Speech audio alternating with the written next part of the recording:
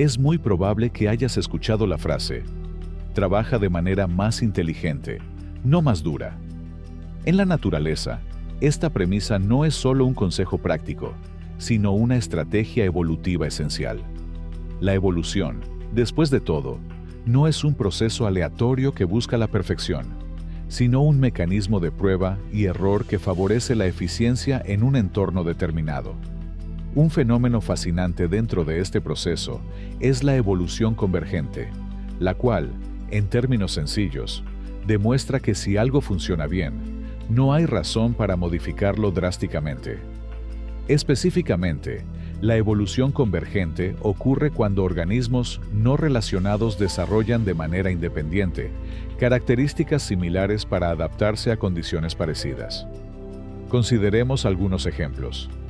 Tanto los murciélagos como las ballenas han desarrollado ecolocalización, un sistema sensorial basado en la emisión y recepción de ondas sonoras.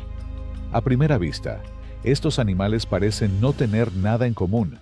Sin embargo, su entorno ha moldeado su biología de manera sorprendentemente similar.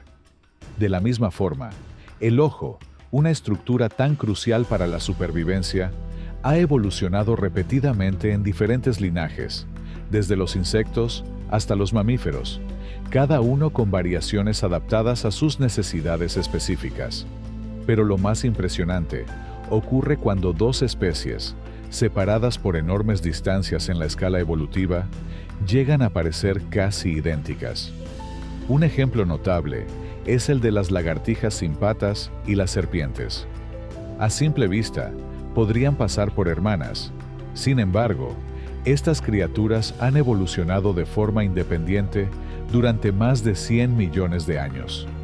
Para ponerlo en perspectiva, los seres humanos y los gatos comparten un ancestro común mucho más reciente que ellas. Y, sin embargo, a pesar de esta cercanía relativa, los humanos y los gatos tienen diferencias evidentes, mientras que estas dos criaturas reptilianas han convergido en una forma corporal casi idéntica. Lo que nos muestra la evolución convergente es que la vida, al final, no está interesada en la originalidad, sino en la eficacia. Si una solución anatómica es funcional, la naturaleza la encontrará una y otra vez. La evolución no sigue una línea recta, ni está impulsada por un deseo de innovación. En muchos casos, los organismos encuentran una fórmula exitosa y se aferran a ella durante millones de años. Este fenómeno no es una peculiaridad moderna, sino que se remonta profundamente en el registro fósil, dando lugar a lo que podríamos llamar ecos del pasado en la fauna actual. En cierto sentido, estos animales nos ofrecen la mejor aproximación a un viaje en el tiempo. Un caso particularmente fascinante involucra a dos especies icónicas, separadas por eras geológicas, pero unidas por una sorprendente similitud: los ictiosaurios y los delfines. El océano es un entorno implacable, y la selección natural ha favorecido una y otra vez ciertos diseños corporales que minimizan la resistencia al agua. Sin embargo, tanto los delfines como los ictiosaurios llevaron esta optimización a su máxima expresión.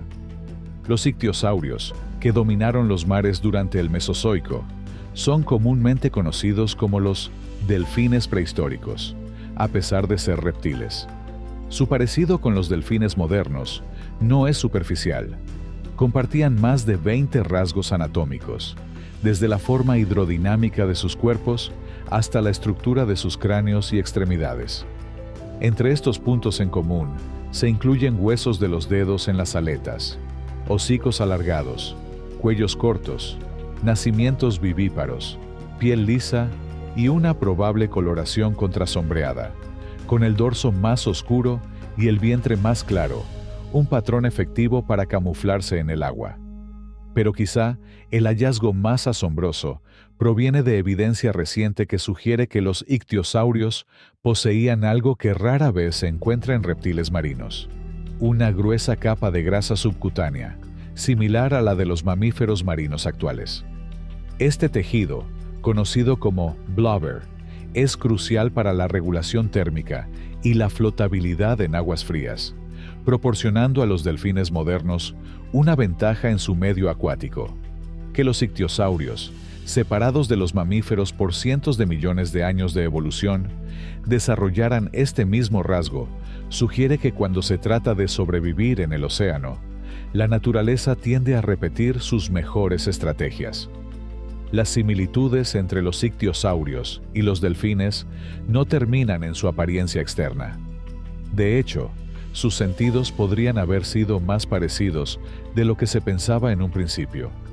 Ambos poseían ojos excepcionalmente grandes y adaptados a condiciones de poca luz y alta presión, lo que sugiere que cazaban en aguas profundas, o al menos en entornos con visibilidad reducida. Además, sus estructuras auditivas eran inusualmente densas y robustas, lo que les habría proporcionado una audición altamente especializada, ideal para detectar presas en un mundo donde la visión solo llega hasta cierto punto. Pero las coincidencias no se limitaban a la anatomía. Su estilo de vida también mostraba una convergencia notable. Aunque los ictiosaurios variaban en tamaño y dieta según la especie, la mayoría se alimentaba de peces, cefalópodos y crustáceos, prácticamente el mismo menú que los delfines modernos. Es esta similitud en sus hábitos lo que pudo haber impulsado a ambos grupos a desarrollar características tan parecidas, incluso estando separados por decenas de millones de años de evolución. Los ictiosaurios surgieron en el Triásico temprano y persistieron en los océanos del mundo hasta su extinción hace aproximadamente 90 millones de años. Con una historia evolutiva que abarca 150 millones de años, este grupo experimentó una diversificación considerable, y no todas sus especies fueron réplicas exactas de los delfines. Sin embargo, entre ellos, hubo un linaje que llevó esta semejanza al extremo: los oftalmosaurios. Algunas especies de este grupo eran tan similares en tamaño y forma a los delfines modernos que si los vieras nadando en las profundidades, probablemente no notarías de inmediato que en realidad se trataba de reptiles marinos. Aún así, por sorprendente que sea esta convergencia, el parecido entre los delfines e ictiosaurios aún queda corto en comparación con otro caso de imitación extrema que se remonta aún más atrás en el tiempo. Y para entenderlo, debemos comenzar con una simple afirmación: todo es un cocodrilo. O al menos, eso es lo que podrías pensar. En este caso, lo que estás viendo se mueve y probablemente cazaba como un cocodrilo, pero en realidad no lo es. Se trata de un fitosaurio, un maestro del disfraz evolutivo que apareció aproximadamente 196 millones de años antes de los cocodrilos modernos. Aunque su apariencia era prácticamente indistinguible de la de sus contrapartes actuales, los fitosaurios pertenecían a un linaje diferente dentro del grupo Archosauromorpha, parientes más cercanos de los dinosaurios y cocodrilos que de los lagartos, serpientes y tuátaras. La naturaleza, al parecer, encontró en esta forma corporal una solución tan eficiente que decidió usarla 2 veces. Sí, mencioné a los cocodrilos, pero lo curioso es que estos dos grupos en realidad no están relacionados. Es algo similar a cómo los humanos son mamíferos, pero están evolutivamente separados de los marsupiales por decenas de millones de años. Incluso grupos que podrían parecer menos similares a los cocodrilos, como los aetosaurios herbívoros o los ágiles Chanaresuchus bípedos, están más estrechamente emparentados con los cocodrilos modernos que los fitosaurios. Y, sin embargo, los fitosaurios eran prácticamente copias vivientes de los cocodrilos, con cuerpos fuertemente blindados, hocicos alargados y repletos de dientes cónicos, patas bajas y robustas, y colas adaptadas para la natación. Todo apunta a que llevaban un estilo de vida semiacuático muy parecido al de los cocodrilos modernos, lo que refuerza una idea fascinante en biología evolutiva. Cuando una estrategia funciona, La naturaleza tiende a repetirla, sin importar cuántos millones de años pasen. Esta convergencia entre fitosaurios y cocodrilos plantea una cuestión interesante que va más allá de la paleontología. Si en la Tierra hemos visto este tipo de imitaciones evolutivas surgir de manera independiente, ¿por qué no podría ocurrir lo mismo en otros planetas con condiciones similares? Si la evolución en la Tierra ha demostrado que ciertos diseños corporales funcionan mejor en determinados entornos, entonces la vida extraterrestre podría no ser tan distinta de la nuestra. A pesar de lo increíblemente similares que eran los fitosaurios y los cocodrilos en su aspecto externo y en su comportamiento, los investigadores han identificado diferencias clave entre ambos, aunque la mayoría de ellas no eran visibles a simple vista. Los fitosaurios tenían tobillos con una estructura ósea más primitiva, una armadura dérmica más pesada y extendida a lo largo del cuerpo, y carecían de un paladar secundario. Este último rasgo es crucial porque el paladar secundario permite a los cocodrilos respirar incluso con la boca llena de agua o de presas. Sin embargo, es posible que los fitosaurios tuvieran algún tipo de paladar blando, que simplemente no se preservó en los fósiles. Externamente, la diferencia más notoria era la posición de sus fosas nasales, ubicadas cerca o incluso por encima del nivel de los ojos. En otras palabras, si los vieras nadando en el agua, apenas notarías la diferencia. Este ejemplo es, sin duda, el caso más extremo de evolución convergente en relación con los cocodrilos, pero, sorprendentemente, no es el único. Hay otro caso, menos extremo en apariencia, pero aún más desconcertante en términos evolutivos, y proviene de un ancestro de las ballenas, Ambulocetus. Sí, puede parecer difícil de creer, pero este animal, que vivió hace aproximadamente 47 millones de años, era un cetáceo anfibio, no completamente acuático. Representaba una etapa clave en la transición de los mamíferos terrestres hacia la vida marina y, curiosamente, en varios aspectos, se parecía más a un cocodrilo que a sus descendientes modernos. Los investigadores creen que Ambulocetus tenía un comportamiento similar al de los cocodrilos actuales. Acechaba cerca de la superficie del agua y emboscaba a sus presas con una mordida poderosa. Utilizaba sus mandíbulas robustas para sujetar a animales grandes, probablemente ahogándolos o despedazándolos. Un método de caza casi idéntico al de los cocodrilos modernos. Además, sus ojos estaban posicionados en la parte superior del cráneo, lo que le permitía observar desde el agua sin ser detectado, una adaptación clave para los depredadores acuáticos emboscadores.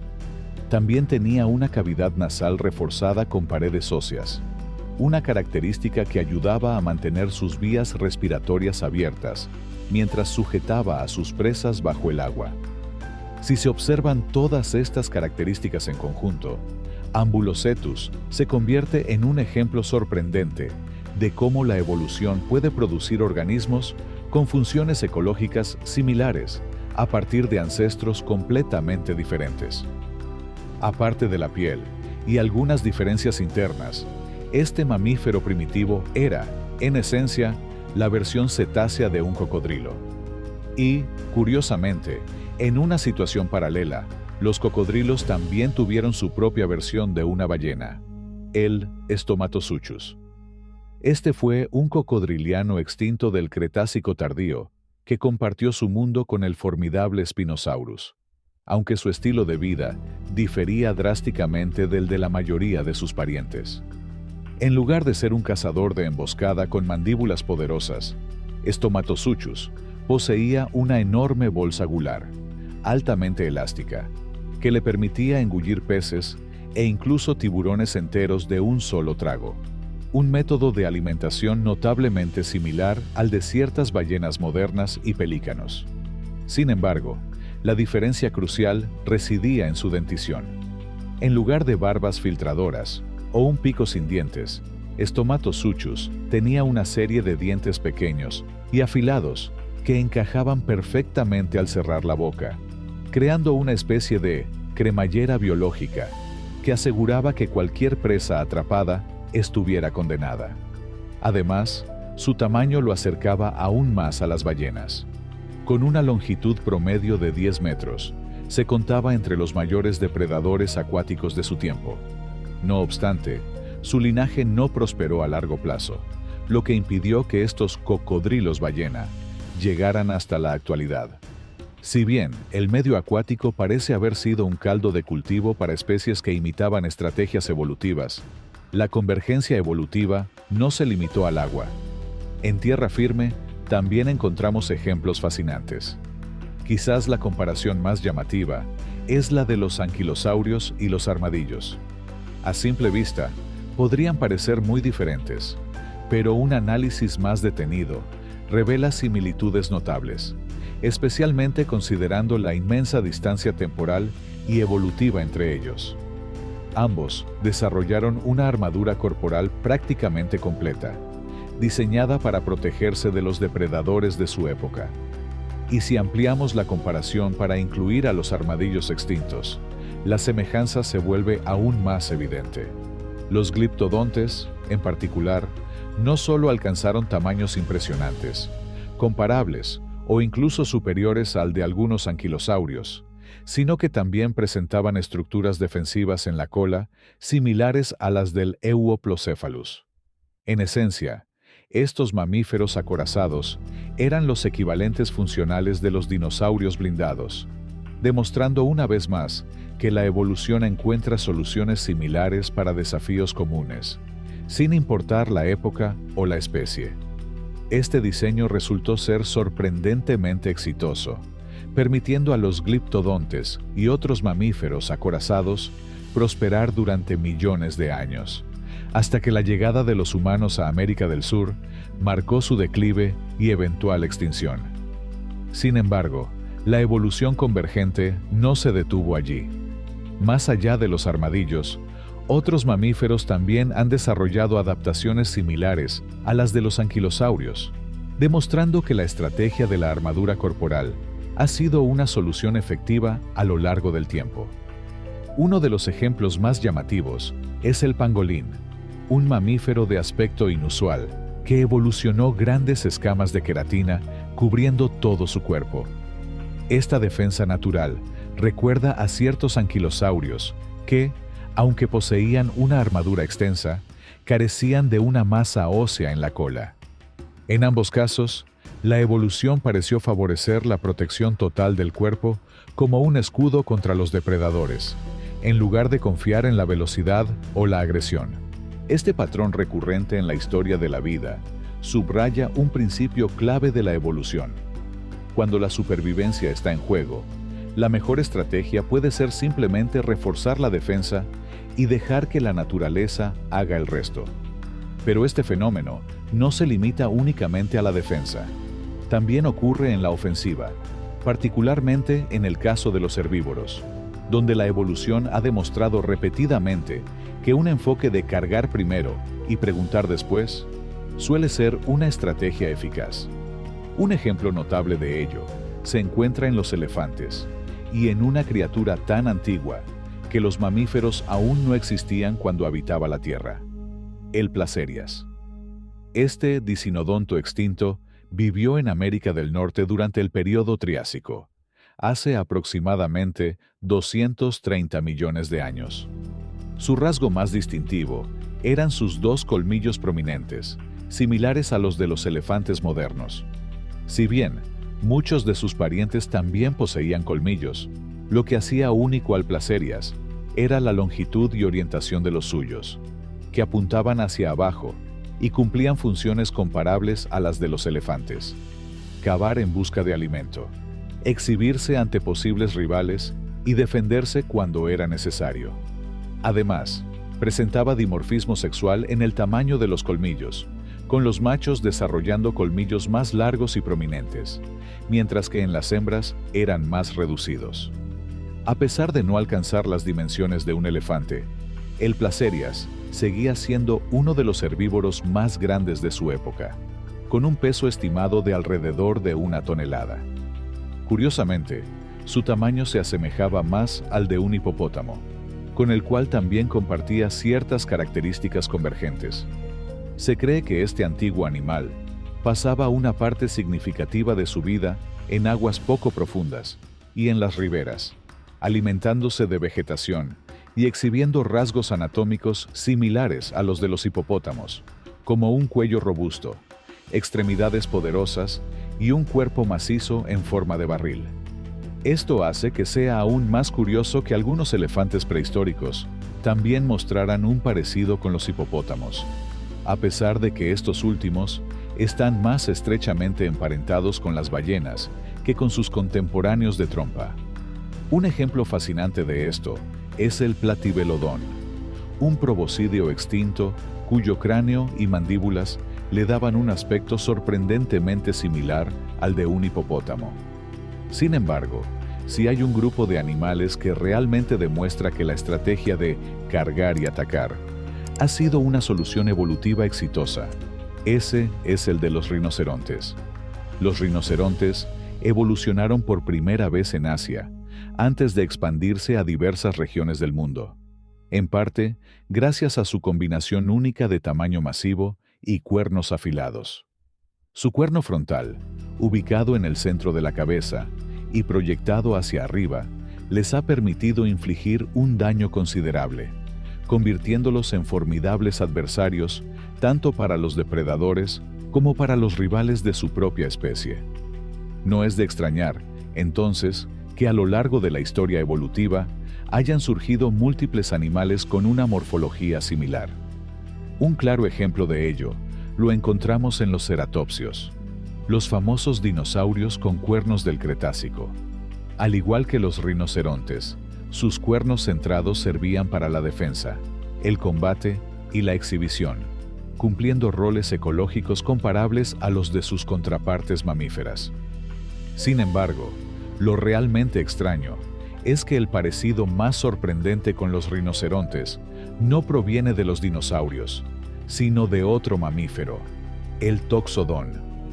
Esta criatura extinta no solo poseía un cuerno corto en la parte superior de su cráneo, sino que además tenía una estructura corporal notablemente similar a la de un rinoceronte, con proporciones y adaptaciones casi idénticas. De hecho, su esqueleto era tan parecido que, antes de descubrirse evidencia de su cuerno, algunos paleontólogos pensaban que el toxodón era una especie de rinoceronte sudamericano. Pero aquí es donde la historia se vuelve aún más fascinante. No solo no estaba relacionado con los rinocerontes, sino que además evolucionó en un continente donde estos nunca existieron. A pesar de estar completamente aislado en Sudamérica, el toxodón desarrolló una forma y un estilo de vida tan similares a los de los rinocerontes, que, si los dos hubieran coexistido, sería difícil notar la diferencia a simple vista. Y lo más asombroso es que esto no ocurrió en un pasado remoto. El toxodón apareció hace aproximadamente 11 millones de años y persistió hasta hace solo 4 millones de años, coexistiendo con los rinocerontes en otras partes del mundo. La evolución, una vez más, nos muestra que cuando una estrategia funciona, la naturaleza encuentra la manera de repetirla. Al igual que los rinocerontes, se presume que el toxodón utilizaba su cuerno de manera muy similar, aunque en un entorno radicalmente distinto. En lugar de las sabanas o bosques secos, donde suelen habitar los rinocerontes modernos, el toxodón vivía en un paisaje completamente diferente. Un extenso megahumedal que, con el tiempo, desapareció del mapa. Su mundo estaba dominado por ríos caudalosos, lagos y vastas llanuras anegadas, lo que sugiere que este animal pasaba una buena parte de su vida en el agua, una adaptación que recuerda más a los hipopótamos que a los rinocerontes. Curiosamente, aunque los rinocerontes y el toxodón compartían una morfología similar, no estaban estrechamente emparentados. De hecho, el toxodón pertenecía a un grupo extinto completamente separado, los Notoungulata, un linaje de mamíferos placentarios que se diversificó en Sudamérica y evolucionó de manera independiente durante más de 60 millones de años. En total, existieron más de 150 géneros de Notoungulata, lo que significa que las similitudes del Toxodon con los rinocerontes no eran las únicas coincidencias evolutivas en este grupo. Uno de los casos más sorprendentes es el del Pachyrhicus, un miembro de los Notoungulata que, a simple vista, era indistinguible de un conejo. Este pequeño mamífero del Eoceno poseía todas las características que asociamos con los conejos modernos: patas traseras largas y adaptadas para el salto, una cola corta, dientes incisivos especializados para roer y, por supuesto, las inconfundibles orejas alargadas. Sin embargo, a pesar de su asombroso parecido, no tenía ninguna relación cercana con los conejos. Desde el punto de vista evolutivo, el Pachyrhicus estaba más próximo a las cebras que a los lagomorfos, lo que hace que su apariencia sea aún más extraordinaria. La única diferencia notable entre el Pachyrhicus y un conejo moderno era su posible hábito nocturno. Los investigadores han llegado a esta conclusión basándose en el tamaño de sus ojos, que sugiere una adaptación a la visión en condiciones de poca luz. Pero más allá de eso, todo indica que este animal vivía en hábitats y desempeñaba un papel ecológico muy similar al de los conejos actuales. Una vez más, esto refuerza la idea de que la evolución no inventa soluciones completamente nuevas cada vez, sino que reutiliza las mismas estrategias exitosas cuando las condiciones lo permiten. Es fascinante cómo la evolución puede dar lugar a soluciones sorprendentes, y uno de los mejores ejemplos de esto lo encontramos en los marsupiales. Estos mamíferos, cuyo ancestro común más reciente vivió hace más de 140 millones de años, han desarrollado adaptaciones que, en muchos casos, emulan a los mamíferos placentarios de una manera notable. Incluso los marsupiales extintos han mostrado patrones evolutivos que parecen casi copias exactas de especies placentarias, lo que resalta la increíble flexibilidad de la naturaleza. El tilacino, conocido comúnmente como el tigre de Tasmania, es probablemente el más famoso de estos ejemplos. Este animal, aunque genéticamente cercano a los wombats y los canguros, compartía una sorprendente semejanza con los cánidos, en particular con los lobos y los dingos. Su cráneo era casi idéntico al de un lobo, tanto que la mayoría de las personas no podrían diferenciar uno del otro sin una inspección más detallada. Pero la coincidencia no termina ahí. Sus dientes y la forma de su cuerpo también seguían un patrón similar al de los cánidos, lo que hace que, anatómicamente hablando, el tilacino pareciera más un perro que un marsupial. Este fenómeno, conocido como evolución convergente, es un claro ejemplo de cómo la naturaleza puede resolver problemas similares de manera independiente, utilizando diferentes caminos. Aunque el tilacino y los cánidos compartían una morfología similar, en términos genéticos, el tilacino estaba mucho más cercano a los marsupiales australianos como el wombat o el canguro. Esto nos recuerda que, en el gran esquema de la evolución, las apariencias pueden ser engañosas. Lo realmente fascinante es cómo esta convergencia evolutiva no solo se limita al mundo animal, sino que también se refleja en nuestras propias relaciones. De hecho, los investigadores han señalado que los seres humanos estamos más estrechamente relacionados con los dingos que con el tilacino. Esto subraya la importancia de las presiones ambientales. En la naturaleza, cuando las condiciones son similares, las soluciones a menudo toman formas sorprendentemente parecidas, incluso cuando las especies implicadas están separadas por millones de años de evolución. Uno de los ejemplos más asombrosos de la evolución convergente involucra a uno de los animales más fácilmente reconocibles: las tortugas. Su forma característica y su caparazón duro las convierten en criaturas únicas.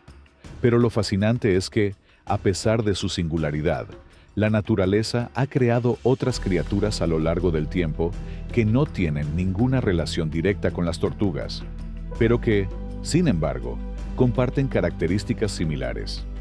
Un ejemplo claro de esto son los placodontes, un grupo extinto de reptiles marinos que vivieron durante el Triásico medio y tardío, y que pertenecían al superorden Sauropterigia, un grupo que también incluye a los plesiosaurios y notosaurios. Aunque algunos placodontes no se parecían mucho a las tortugas, otros, como el Enodus, presentaban una similitud asombrosa. Este reptil marino tenía un caparazón que evocaba a las tortugas, con un plastrón en la parte inferior y un caparazón en la parte superior que cubría su sección media, dejando solo la cabeza y la cola fuera. Si bien había diferencias notables, como que el caparazón del Enodus era más óseo que el de una tortuga, la estructura básica y la función de protección eran casi idénticas. Este tipo de protección era esencial en esa época, ya que las aguas del planeta estaban llenas de depredadores acuáticos gigantescos y peligrosos, que representaban una amenaza constante para cualquier criatura que no tuviera una defensa eficaz. Lo realmente fascinante de este caso es que los placodontes no fueron los únicos miembros de los Sauropterigia en evolucionar características semejantes a las de las tortugas. De hecho, ciertos miembros de la familia Saurosfargianos también desarrollaron caparazones y formas corporales sorprendentemente similares a las de las tortugas, a pesar de no estar directamente relacionados con ellas. Este tipo de convergencia evolutiva resalta la extraordinaria capacidad de la naturaleza para encontrar soluciones similares a los mismos problemas, incluso en linajes completamente distintos. Si los placodontes o los saurosfargianos no se hubieran extinguido, podríamos haber tenido un mundo con múltiples especies de criaturas semejantes a las tortugas. Imaginen un ecosistema poblado por diferentes tipos de tortugas y criaturas similares a ellas. Seguramente, a Nemo le habría encantado ese mundo. Un caso más de la sorprendente evolución convergente se puede encontrar en las rayas, quienes, a pesar de su apariencia única, tienen un doble que existió cientos de millones de años antes de ellas: los renánidos. Estos extraños placodermos, aunque no estaban relacionados en absoluto con las rayas, compartían con ellas una serie de características asombrosamente similares. Los renánidos vivieron hace unos 400 millones de años y, aunque se extinguieron mucho antes de que las rayas hicieran su aparición durante el Cretácico, es fascinante notar que ambos grupos evolucionaron para adaptarse de manera similar a un entorno marino. Al igual que las rayas, los renánidos desarrollaron una forma plana, parecida a un panqueque, que les permitía moverse por el fondo del mar con facilidad. Sus ojos estaban posicionados en la parte superior de su cabeza, lo que les proporcionaba una visión hacia arriba mientras descansaban en el lecho marino, una estrategia de supervivencia sorprendentemente eficaz que compartían con las rayas. Además, sus dietas eran notoriamente similares, alimentándose de pequeños organismos marinos, y, como las rayas, tenían alas que podían mover de manera efectiva.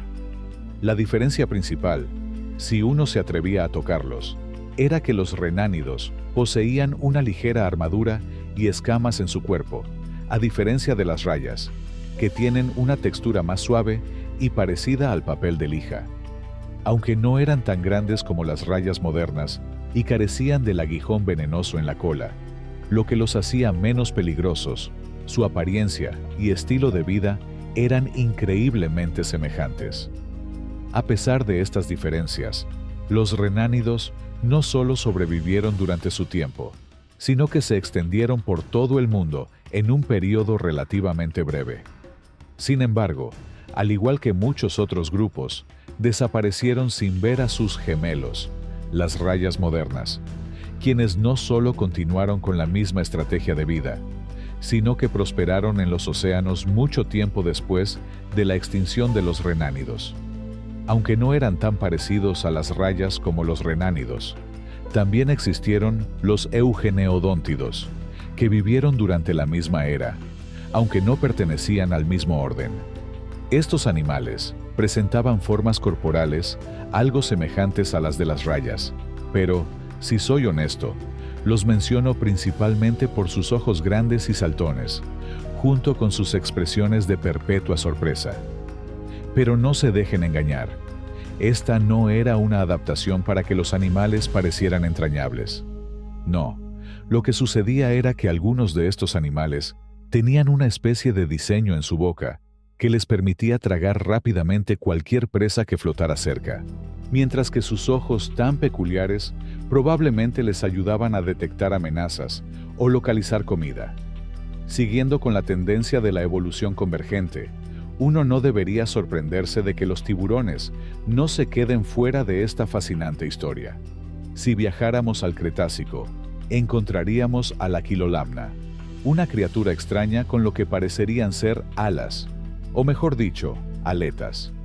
Estos animales, hasta donde sabemos, estaban confinados a las aguas alrededor de México, donde desarrollaron largas y estrechas aletas decenas de millones de años antes que las mantarrayas.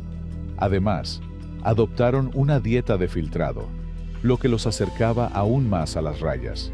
Sin embargo, a diferencia de ellas, el Aquilolamna no pertenecía al orden Myliobatiformes, al que las rayas pertenecen, sino que se ha clasificado provisionalmente como un tiburón macarela. Esto lo hace más cercano a los grandes tiburones blancos o incluso al megalodón, en lugar de a cualquier raya. La única pista que delata su parentesco con las rayas es que, más allá de sus alas, su cuerpo era más parecido al de un torpedo, como el de los tiburones macarela. Y otro factor que los distingue es que, probablemente, no volaban por el agua moviendo sus aletas, sino que usaban su cola para impulsarse, mientras que sus aletas funcionaban más como planeadores, permitiéndoles deslizarse y conservar energía.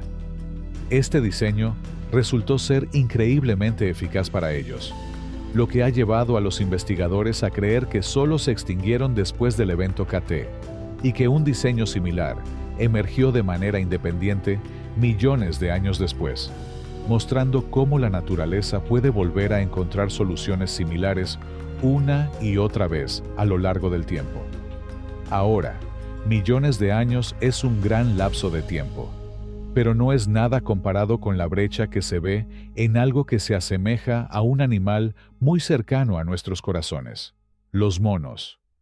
Lo que estás viendo aquí no es un protomono, ni un ancestro perdido de los primates, sino más bien una criatura reptiliana similar a un mono que evolucionó hace 268 millones de años, durante el período pérmico, el Suminia.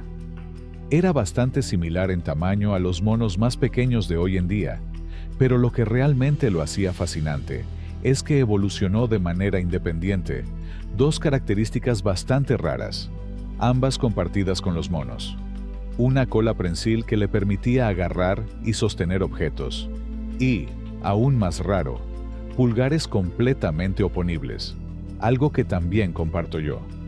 Ahora, varios animales tienen colas prensiles y dedos oponibles, pero muy pocas veces un animal ha evolucionado ambas características. Y el hecho de que evolucionaran estas características más de 200 millones de años antes de que aparecieran los monos es algo que también hay que considerar.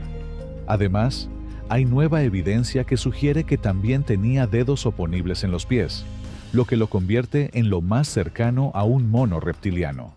Y, como era de esperar, vivía de manera muy similar a un mono, usando su conjunto de herramientas para llevar un estilo de vida altamente arbóreo en los árboles del Pérmico, donde probablemente no se alimentaba de carne, sino de hojas, ya que carecía de colmillos y tenía muchos dientes perfectamente adaptados para cortar y procesar hojas, mientras que sus manos, pies y cola lo mantenían firmemente sujeto al árbol en el que estaba.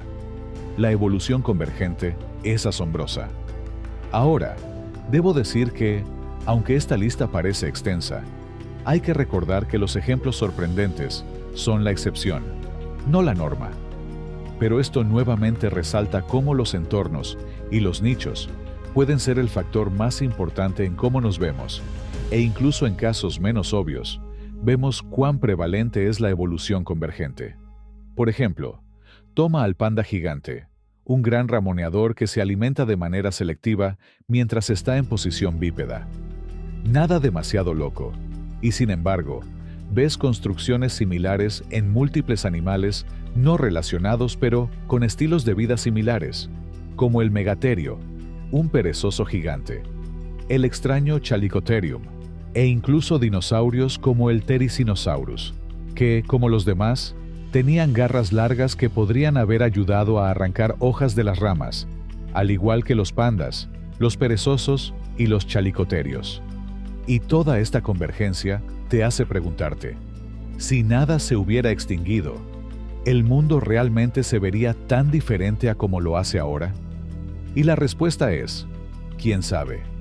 Si te ha sorprendido tanto como a mí, no olvides suscribirte a nuestro canal para más contenido fascinante sobre evolución y naturaleza.